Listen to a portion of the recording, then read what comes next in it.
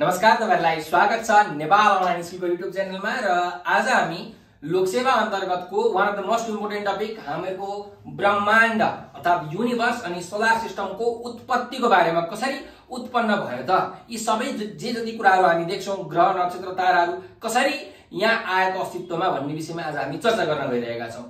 र अब सुरु गरौँ। हाम्रो सुरुमा चाहिँ ब्रह्माण्डको उत्पत्ति, सौर्यमण्डल भन्दा पनि सुरुमा ब्रह्माण्ड युनिभर्स कसरी उत्पत्ति भयो त, यसका लागि विभिन्न थ्योरी छन्। ठ्याक्कै यो तरिकाले उत्पत्ति भएको हो भनेर भन्न सकिन्न, यो कुनै एक्सपेरिमेन्ट गरेर प्रुभ भएको कुरा हैन, यो सबै थ्योरिटिकल कुराहरु विभिन्न वैज्ञानिकहरूले दिएका कुरा हुन्। सबैभन्दा सुरुमा ब्रह्माण्डको उत्पत्ति सम्बन्धित सिद्धान्त कुन हो भनेर सोधेको छ लोकसेवामा। त कुन हो?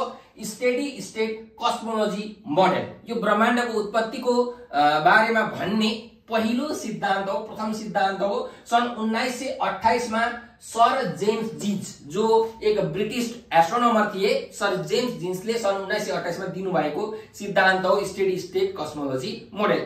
अब लोकसेवाको दृष्टिकोणले हेर्ने हो भने हामीलाई यसको मिति र कसले दिएको त्यो मात्रै थाहा भयो भने पुग्छ। तर तपाईहरुले के कुराहरु अलिकति बुझ्नुपर्ने हुन्छ जस्तो लाग्यो। सो हेर्नुस्, स्टेडी स्टेट कस्मोलोजी मोडेलले के भन्छ भने ब्रह्माण्ड अहिले जस्तो छ पहिले पनि त्यस्तै थियो र भविष्यमा पनि त्यस्तै रहनेछ भनेको एउटै स्टेटमा रहनेछ भनेर यो स्टेडी स्टेट कस्मोलोजी मोडेलले भन्छ। तर पछि हाम्रो वैज्ञानिक फ्रेड होयलले अथवा हाम्रो हबलले के भन्नुभयो भन्दाखेरि युनिभर्स एक्सपान्ड हुँदैछ भनेर भन्नुभयो र यो स्टेडी स्टेट कस्मोलोजी मोडेललाई अलिकति मोडिफाई गरियो र के भन्यो भने ब्रह्माण्ड एक्सपान्ड हुँदैछ, तर ब्रह्माण्ड सँगसँगै ब्रह्माण्डमा भएका जुन म्याटरहरु हुन्छन् ती म्याटरहरु पनि बढ्दैछन्, जसको कारणले गर्दाखेरि ब्रह्माण्डको जुन डेन्सिटी हुन्छ, युनिभर्सको जुन घनत्व हुन्छ, युनिभर्समा भएका म्याटरको घनत्व चाहिँ जहिले पनि कन्स्ट्यान्ट नै रहन्छ भनेर यसरी स्टेडी स्टेट कस्मोलोजी मोडेलले भन्छ। त्यसपछि हामीहरुको अर्को थ्योरी आयो बिग ब्याङ थ्योरी। यो एकदमै प्रचलनमा रहेको थ्योरी हो, जसलाई हामी महाविस्फोटको सिद्धान्त भनेर पनि भन्ने गर्छौं। यो थ्योरी कसले दिएको हो त भन्दाखेरि हाम्रो जियोगेर्स लेमिटरले सन् 1927 मा दिनुभएको यो थ्योरी हो।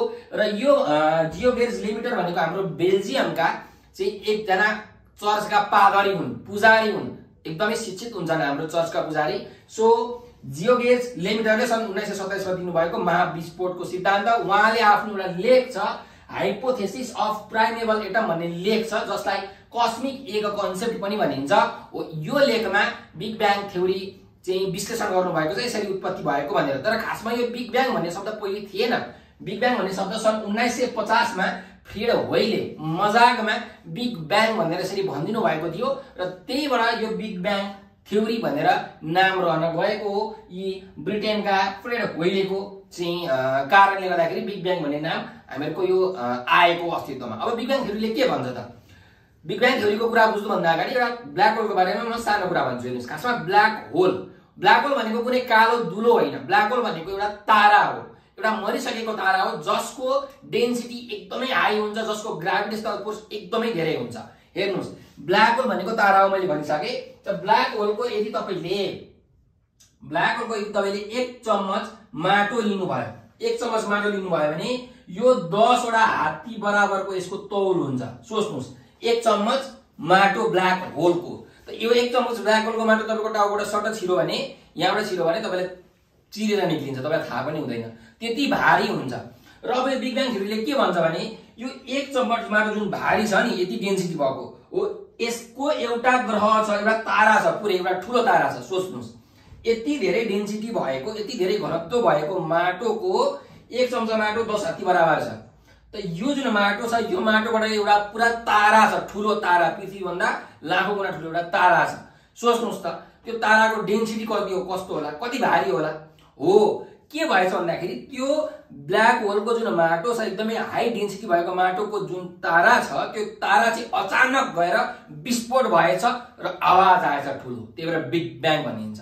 सो हो, त्यो तारा विस्फोट भएर त्यो ताराका टुक्राहरूबाट अन्य कैयौं ताराहरू, ग्रहहरू, उपग्रहहरू, ग्यालेक्सीहरू सबै बनेको हो भनेर यो बिग ब्याङ थ्योरीले भन्छ।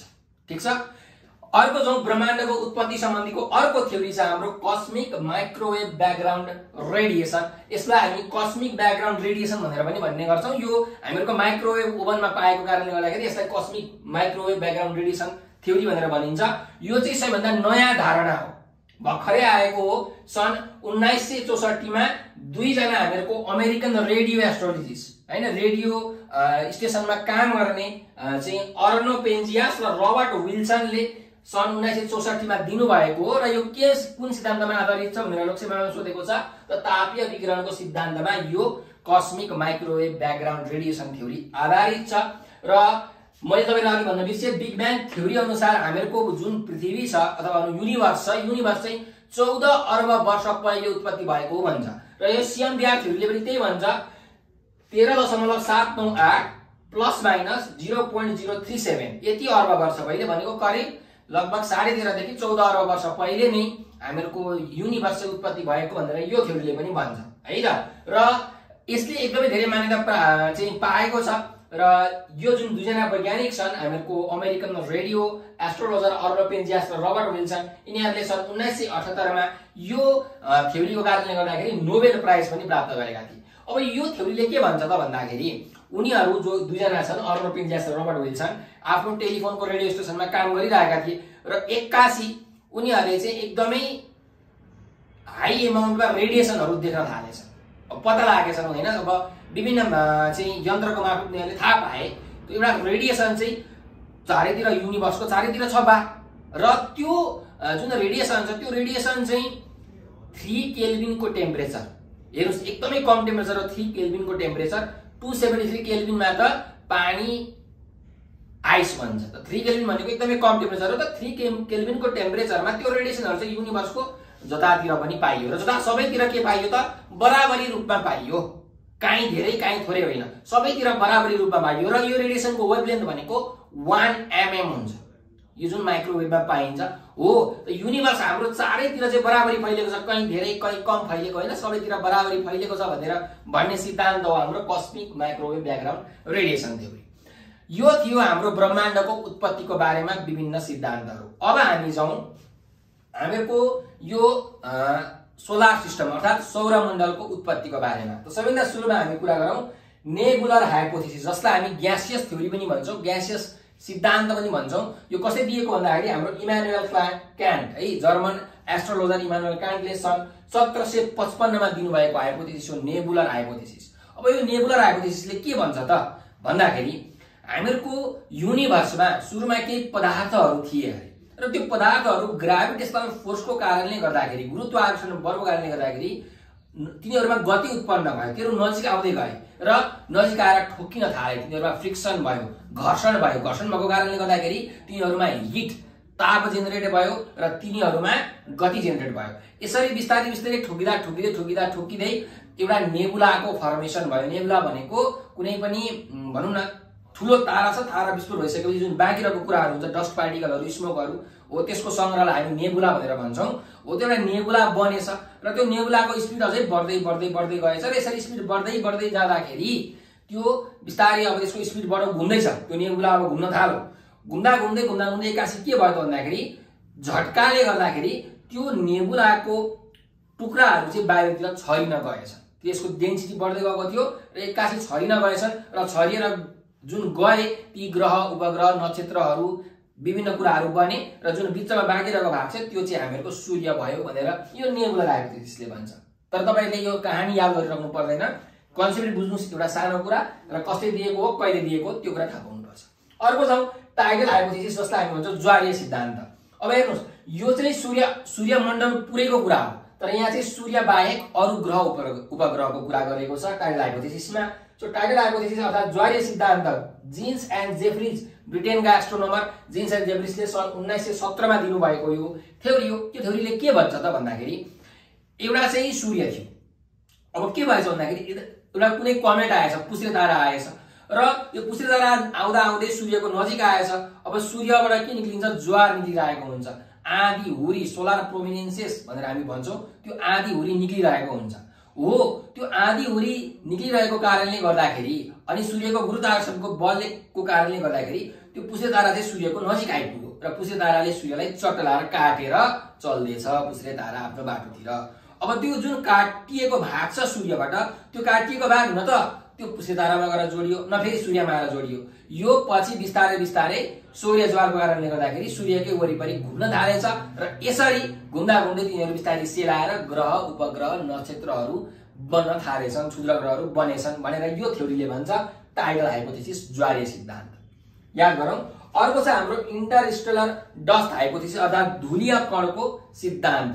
अब धुलीय कणको सिद्धान्तको पनि काम गरौँ त यो लगभग नेबुलर हाइपोथेसिस जस्तै कुरा छ कि सुरुमा अगाडि चाहिँ यो जुन सूर्य थियो, सूर्य अगाडि नै छ है, यो दुईटा थ्योरीमा सूर्य अगाडि नै छ, यो थ्योरीमा चाहिँ सूर्य थिएन है, यसमा पनि सूर्य अगाडि नै छ। अब ब्रह्माण्डमा जति पनि धुलो कणहरू छन् ती धुलो कणहरू चाहिँ सूर्यले आकर्षण गरेछ, आफ्नो ग्राभिटेसनल फोर्सले आकर्षण गरेछ र आकर्षण गर्दा गर्दै ती धुलीय कणहरू सूर्यको वरिपरि घुम्न थालेछ, बिस्तारै बिस्तारै घुम्न थालेछ र घुम्दा घुम्दै ग्रह र उपग्रहहरू बन्यो भनेर हाम्रो इन्टरस्टेलर डस्ट हाइपोथेसिसले भन्छ, धुलीय कणको सिद्धान्त, जुन हाम्रो अटो स्मिथले, रसियाका एस्ट्रोनोमर अटो स्मिथले सन् 1949 मा दिनुभएको हो। त्यस्तै गरिकन अर्को थ्योरी छ विशाल ग्यास न्यारिकाबाट हामीहरूको जुन यो सौरमण्डल छ यो विशाल ग्यास न्यारिकाबाट चाहिँ बनेको भनेको, एकदम न्यारिका भनेको पनि नेबुला जस्तै हो, एकदमै धेरै ग्यास र डस्ट पार्टिकलहरू स्मोक भएको एउटा भनौँ न केहीलाई हामी के भन्छौँ, संरचनालाई हामी भन्छौँ न्यारिका। त यो न्यारिकाबाट हाम्रो सौर्यमण्डल बनेको भनेर ल्याप्लेसले सन् 1796 मा भन्नुभएको हो, फ्रान्सका वैज्ञानिक हुन् यिनी। त्यस्तै अन्तिममा छ हाम्रो पृथ्वीको बनोट चाहिँ सूर्यमण्डलबाट भएको भनेर भन्ने वैज्ञानिक को हुन् त भन्दा हाम्रो बफन है, सन् 1749 मा फ्रान्सका वैज्ञानिक बफनले चाहिँ यो पृथ्वीको उत्पत्ति सौर्यमण्डलबाट भएको हो भनेर भनेका छन्। त यति हो हाम्रो तपाईको ब्रह्माण्डको उत्पत्ति र सौरमण्डलको उत्पत्तिको बारेमा कुराहरू। र विद्यार्थीहरूलाई कन्फ्युजन लाग्ने दुईटा कुरा मैले लेखेको छु, एउटा छ कस्मोलोजी, एउटा छ एस्ट्रोनोमी। कस्मोलोजीलाई हामी ब्रह्माण्ड शास्त्र अथवा सृष्टि शास्त्र पनि भन्छौँ, द स्टडी अफ युनिभर्स, ब्रह्माण्डको अध्ययन गर्ने विज्ञान हो कस्मोलोजी भने। एस्ट्रोनोमी अर्थात् खगोलशास्त्र भनेको आकाशीय पिण्डहरूको अध्ययन गर्ने के हो त, यो शास्त्र हो एस्ट्रोनोमी। बुझ्नुहोस् डिफरेन्स के छ एस्ट्रोनोमी र कस्मोलोजीमा। एस्ट्रोनोमी भनेको आकाशीय पिण्डको कुरा हो, युनिभर्समा विभिन्न आकाशीय पिण्ड छ, एउटा आकाशीय पिण्ड हो, तर यहाँ खाली भाग पनि त छ, स्पेस पनि छ, यहाँ विभिन्न रेडिएसनहरू पनि त हुन्छ हो, यो सबै कुराको अध्ययन गर्ने चाहिँ कस्मोलोजी हो, तर आकाशीय पिण्डको मात्र अध्ययन गर्ने चाहिँ एस्ट्रोनोमी अर्थात् खगोलशास्त्र हो। र हामीले बिर्सनै हुँदैन हामीहरूको निकोलस कपर्निकसलाई।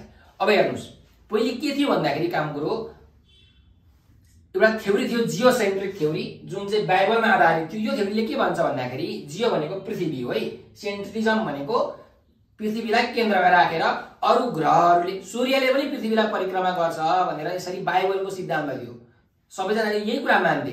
तर पछि ग्यालिलियोले आफ्नो टेलिस्कोप बनाएर हेरेपछि उनले के थाहा पाए भन्दाखेरि सूर्यको वरिपरि चाहिँ अरू ग्रहहरू, नक्षत्रहरू, उपग्रहहरू, क्षुद्र ग्रहहरू, पुष्य ताराहरू घुम्छन् भनेर उनले घोषणा गरेका थिए। घोषणा गरेका कारणले गर्दाखेरि उनलाई चाहिँ जेलमा चाहिँ चर्चका पादरीहरूले जेलमै हालिदिएका थिए। र पछि हामीहरूको निकोलस कपर्निकसले चाहिँ ग्यालिलियोले घोषणा गरेका थिए, यिनले चाहिँ पुरै पत्ते लगाए, प्रुभ गरिदिए। निकोलस कपर्निकस जो त्यति बेला पर्सियामा जन्मेका थिए, जुन पोल्यान्डमा पर्दछ, उनले सन् 1543 मा के भने सूर्यको वरिपरि चाहिँ पृथ्वीहरू, अरू ग्रहहरू, नक्षत्रहरू, त्यस्तै गरिकन उपग्रहहरू, शिशु ग्रहहरू चाहिँ वरिपरि घुम्छन् भनेर उनले पत्ता लगाए र यो थ्योरीलाई भनिन्छ हेलियोसेन्ट्रिजम अर्थात् हेलियोसेन्ट्रिक थ्योरी। हाम्रो ग्रीक भाषामा हेलियस भनेको सूर्य, सन हो, सो यसलाई भनिन्छ हेलियोसेन्ट्रिक थ्योरी। कसले दिएका हुन्, प्रतिपादक को हुन् त निकोलस कपर्निकस 1543 मा पर्सिया अहिलेको पोल्यान्डमा उनी जन्मेका हुन्, पोल्यान्डका उनी वैज्ञानिक हुन्। सो यो थियो हामीहरूको सम्पूर्ण ब्रह्माण्डको उत्पत्ति, सौरमण्डलको उत्पत्तिको बारेमा छोटो जानकारी। र यस्तै हाम्रो ब्रह्माण्ड सम्बन्धित अरू भिडियो पनि मैले बनाएको छु, हाम्रो सूर्यको, ग्रहको, पुष्य ताराको, क्षुद्र ग्रहको। यस्तो भिडियोहरू तपाईँले हेरेर आफ्नो लोकसेवाको एक्जाम राम्रो गर्नु होला भन्दै म आज बिदा दिन चाहन्छु। हस्त, धन्यवाद।